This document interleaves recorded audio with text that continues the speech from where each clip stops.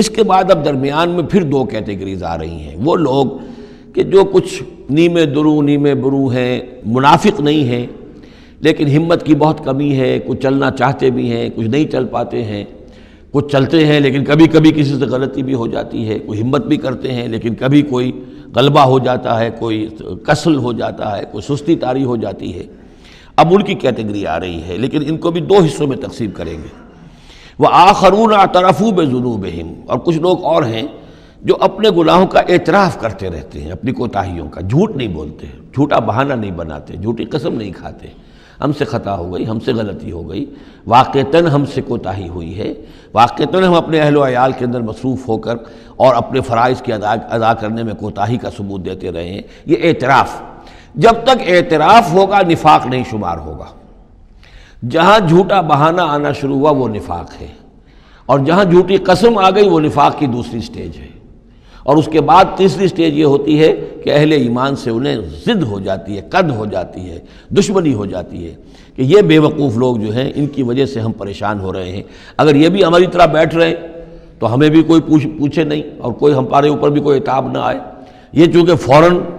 وہ تو جیسے ہی آواز آئی اور یہ چل پڑتے ہیں، لہذا بجائے اس کے کہ ان کے بارے میں اچھے احساسات و جذبات ہوں کہ چلیے اللہ ان کو توفیق دے رہا ہے، بلکہ ان سے ایک دشمنی اور ایک ان کے دلوں کے اندر عداوت پیدا ہو جاتی ہے، وہ ہے نفاق۔ یہ اور کیٹیگری ہے کہ جو نفاق سب سے نیچے کر لیجئے، اور سب سے اوپر وہ دو ہیں، والسابقون الاولون من المہاجرین والانصار والذین اتبعوہم بإحسان۔ اب ان کے درمیان میں یہ دو سٹیجز ہیں۔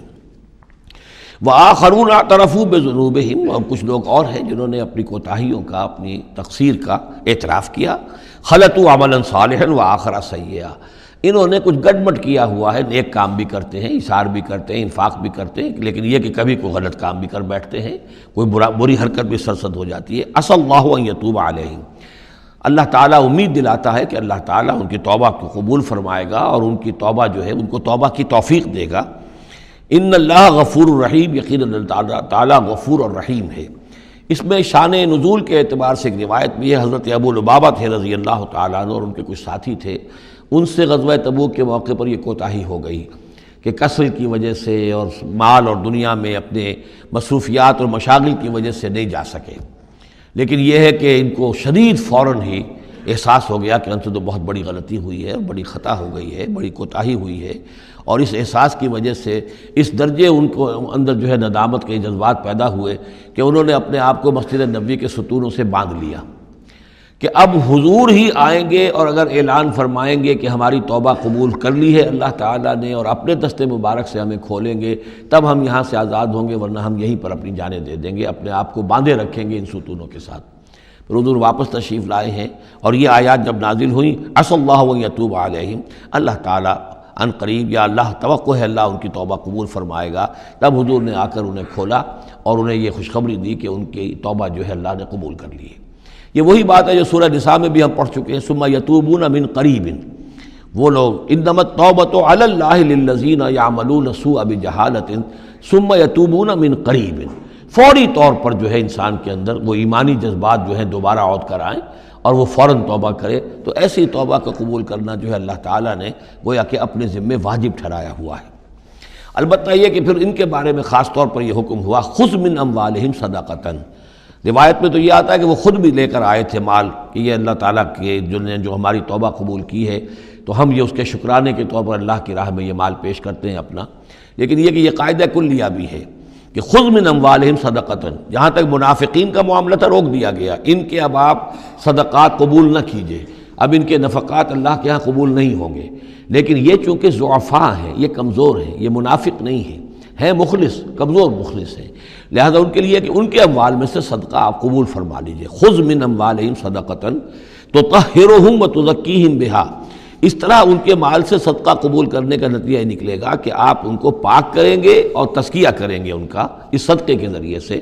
وصلی علیہم، ان کے لیے دعائیں کیجئے، ان صلاتک سکن لہم، یقیناً نبی آپ کی دعا جو ہے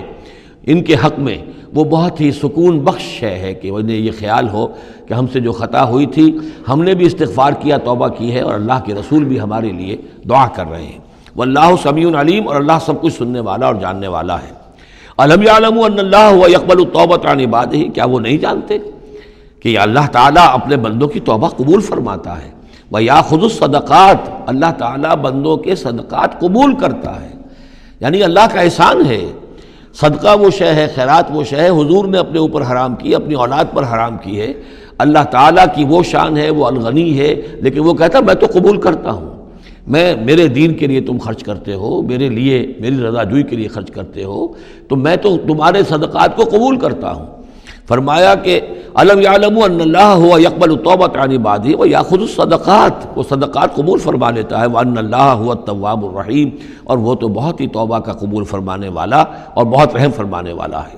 وقل اعملوا، لیکن ساتھ ہی آپ ان کو، وہی جو کمزور لوگ تھے، کہہ دیجئے، یہ بھی کہہ دیجئے اعملوا، اب دیکھو عمل کرو، اب محنت کرو، اثر نو کمر کسو، پہلے سے بڑھ کر اب سرفروشی اور جانفشانی ہونی چاہیے۔ فَسَيَرَى اللَّهُ عَمَلَكُمْ وَرَسُولُهُ، تو آئندہ اللہ بھی اور اس کے رسول بھی تمہارے عمل کو دیکھیں گے، تمہارا رویہ کیا رہتا ہے، تم نے کتنی اصلاح کی ہے، دوبارہ تو نہیں پھر تمہارا قدم پھسل رہا ہے۔ والمومنون، اور اہل ایمان بھی دیکھیں گے۔ وَسَتُرَدُّونَ إِلَىٰ عَالِمِ الْغَيْبِ وَالشَّهَادَةِ،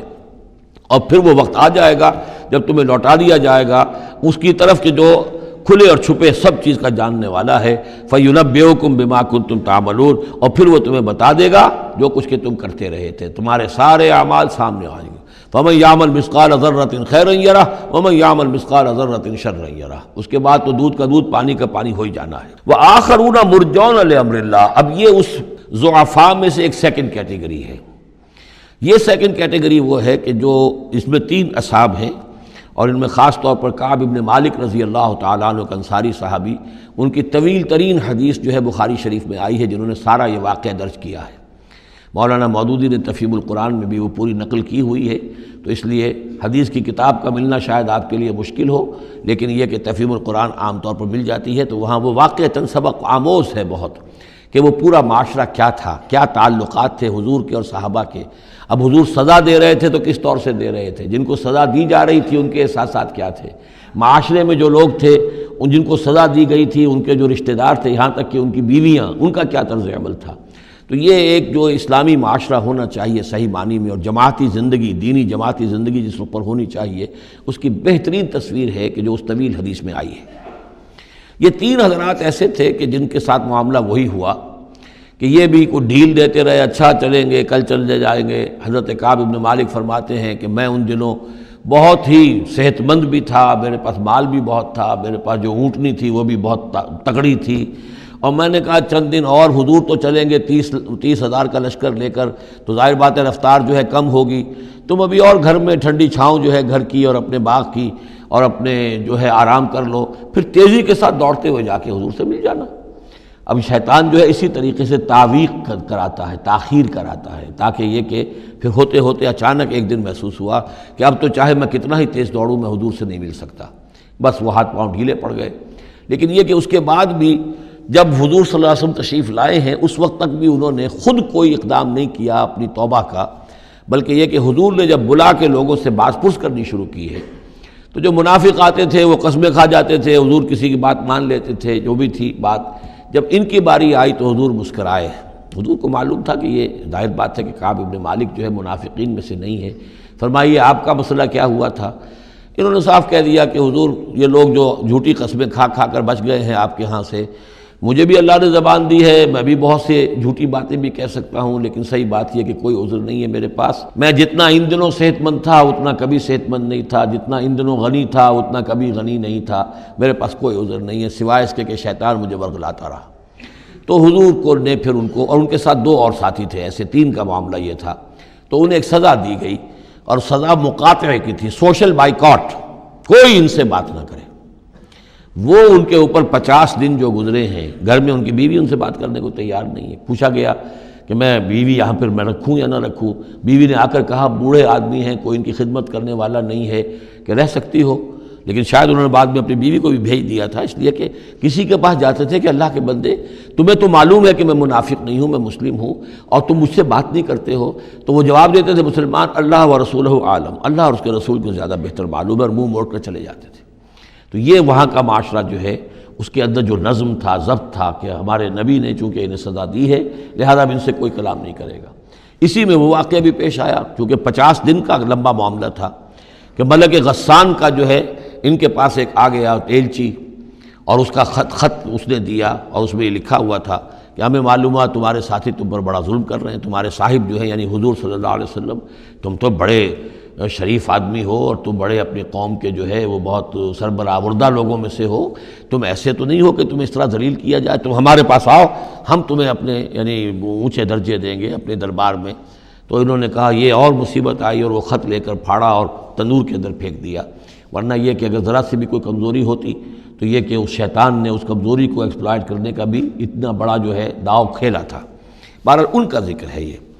وآخرون مرجون لامر اللہ، اور کچھ اور ہیں کہ جن کے معاملے کو مؤخر کر دیا گیا ہے اللہ کے حکم سے، اما یعذبہم، اللہ چاہے گا تو انہیں عذاب دے گا، و اما یتوب علیہم، اور چاہے گا تو ان کو بھی توبہ کی توفیق دے گا یا ان کی توبہ قبول فرما لے گا، واللہ علیم حکیم، اور اللہ علیم اور حکیم ہے۔ ان کا ذکر جو ہے پھر بعد میں آئے گا، کچھ عرصے کے بعد گویا کہ وہ آیات نازل ہوئیں کہ جن میں ان کی توبہ بھی بعد میں قبول ہو گئی، لیکن 50 دن کا بڑا سخت سوشل بائیکاٹ